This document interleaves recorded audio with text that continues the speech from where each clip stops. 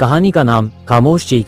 एक बार एक जैन मास्टर के पास एक व्यक्ति आया जो बहुत दुखी था। वह पिता था और कहने लगा, मास्टर, मेरा बेटा मेरी बात नहीं मानता। वह चिड़चिड़ा रहता है, गुस्से में रहता है और मेरी भावनाओं की कद्र नहीं करता। जैन मास्टर मुस्कुराए और बोले, क्या तुम उसे समझते हो? पिता ने कहा, मैं उसका पिता हूँ, मैं जानता हूँ कि उसके लिए क्या सही है। मास्टर ने कुछ नहीं कहा। उन्होंने पिता को अगले दिन सुबह जल्दी आश्रम आने को कहा। अगले दिन पिता आया। मास्टर ने उसे एक छोटे से कमरे में ले जाकर बंद कर दिया। वहाँ कोई खिड़की नहीं थी और सिर्फ एक छोटा सा दरवाजा था जिससे थोड़ा सा खाना अंदर भेजा जा सकता था। मास्टर ने कहा, तुम यहाँ 3 दिन रहोगे बिना किसी से बात किए। 3 दिन बाद जब मास्टर ने दरवाजा खोला, पिता की आंखों में आंसू थे। उन्होंने कहा, मास्टर, ये बहुत कठिन था। मुझे लग रहा था जैसे मेरी आवाज किसी तक पहुंच ही नहीं रही थी। मास्टर ने शांत भाव से कहा, तुम्हारे बेटे की आत्मा भी रोज यही महसूस करती है। जब वो तुमसे कुछ कहना चाहता है लेकिन तुम उसकी बातों को सिर्फ नजरअंदाज कर देते हो। तुम उसके पिता हो, लेकिन सिर्फ अनुभव से नहीं, समझ से भी। अगर तुम उसकी भावनाओं को सुनो, उसके दर्द को महसूस करो, तभी वह तुम्हें अपना कहेगा। पिता की आंखों से आंसू बहने लगे।